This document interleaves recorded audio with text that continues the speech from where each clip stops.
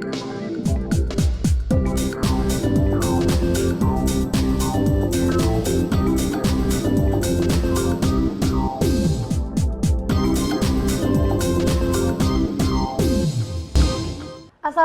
warahmatullahi wabarakatuh. Kembali lagi di UMY TV spesial Milad ke-39.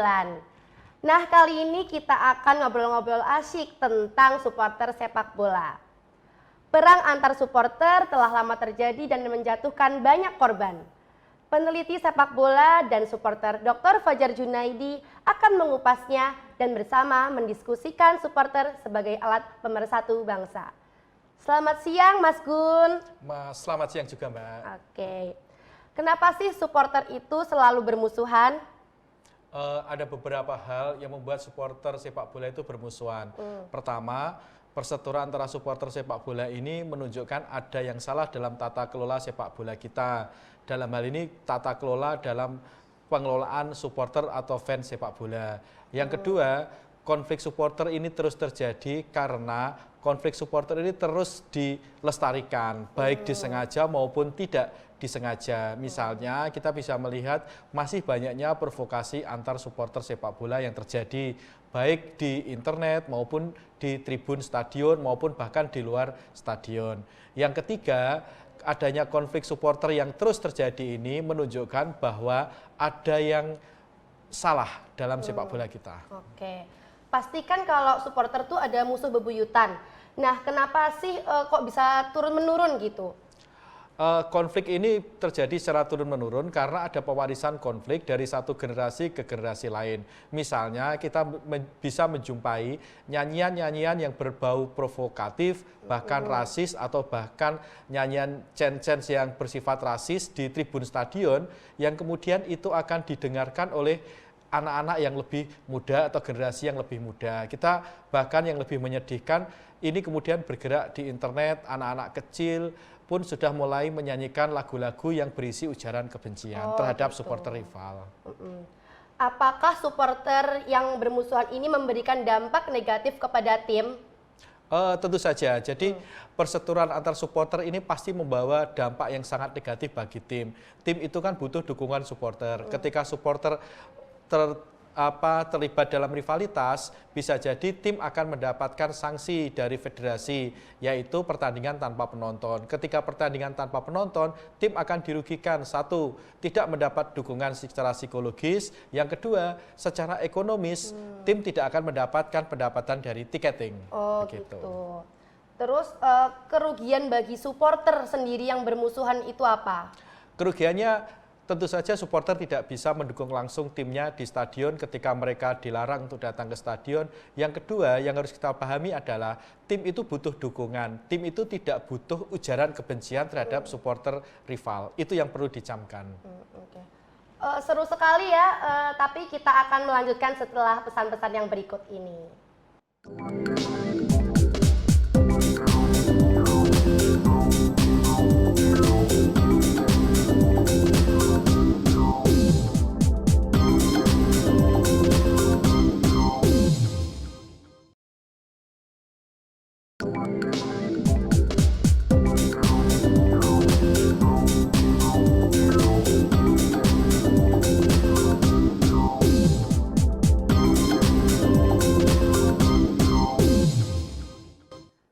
Kembali lagi di acara UMY TV, kita masih bersama Mas Gun.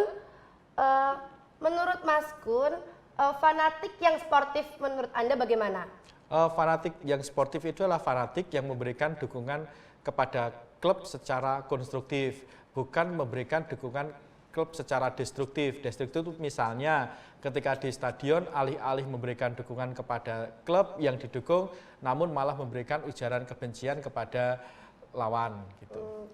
Kalau rivalitas yang sportif menurut Anda bagaimana? Rivalitas yang sportif adalah rivalitas yang hanya berhenti di 2 kali 45 menit, rivalitas itu tidak berisi ujaran kebencian, rivalitasnya berisi adu kreativitas untuk mendukung tim masing-masing. Oke.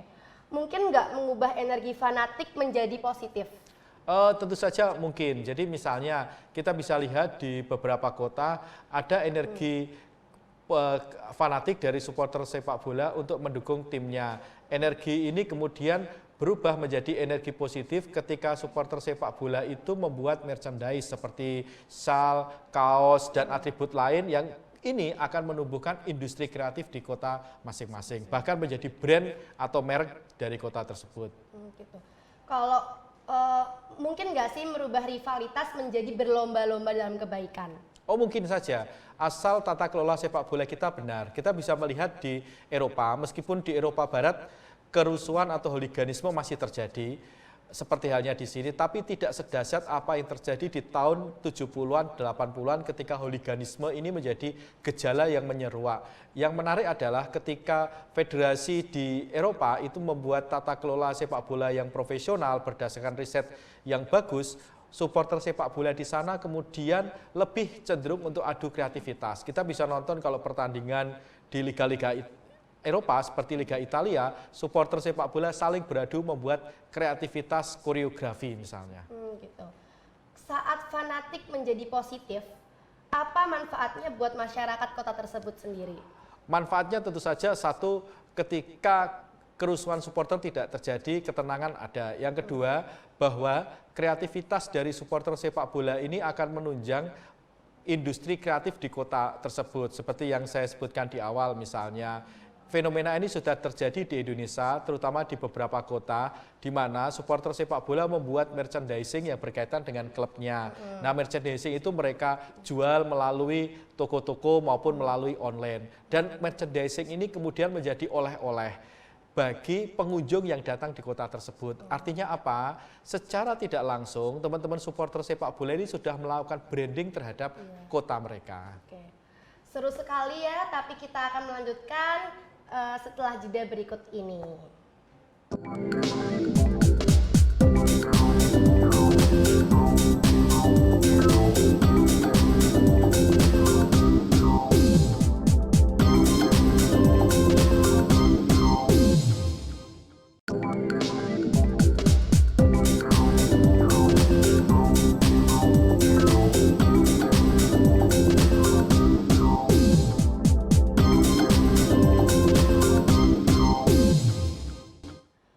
Kembali lagi di UMY TV.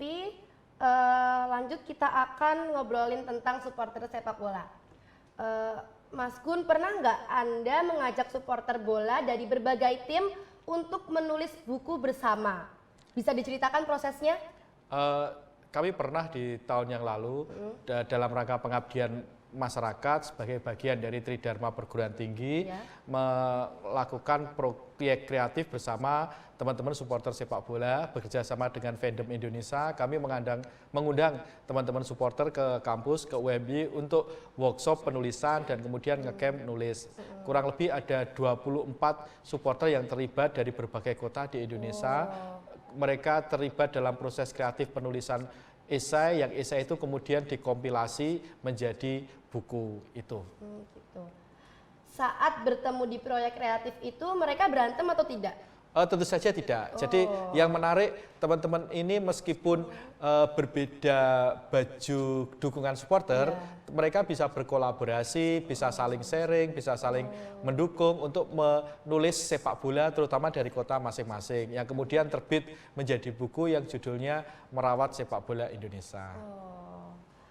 Saat bertemu, mereka itu menulis apa saja di sana?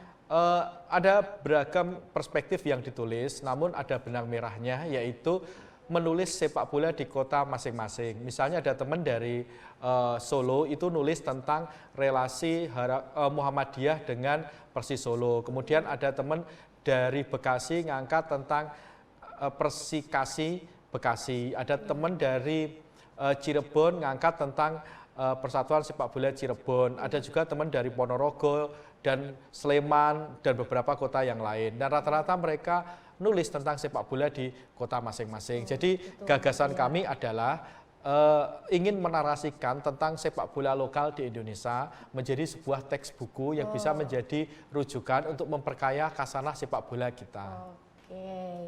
Oke, pertanyaan terakhir nih. Apa impian Anda untuk supporter Indonesia?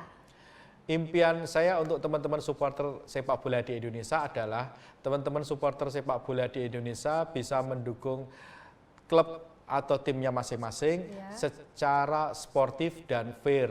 Artinya memberikan dukungan yang sifatnya konstruktif dan kritis juga. Artinya kritis itu adalah jika ada sesuatu yang salah terhadap tim kita sendiri, maka kita juga harus berani memberikan kritik kepada tim kita sendiri. Dalam proses apa yang disebut sebagai konstruktif adalah memberikan dukungan yang sifatnya itu membangun. Sebagai contoh nyata misalnya ketika berada di tribun stadion, alih-alih menyanyikan chants yang berisi ujaran kebencian, lebih baik menyanyikan chants yang isinya mendukung klub kita yang sedang bertanding. Begitu, Mbak. Wah, tak terasa seru banget obrolannya, tapi sayang waktunya udah habis. Jadi sampai jumpa di lain waktu. Wassalamualaikum warahmatullahi wabarakatuh.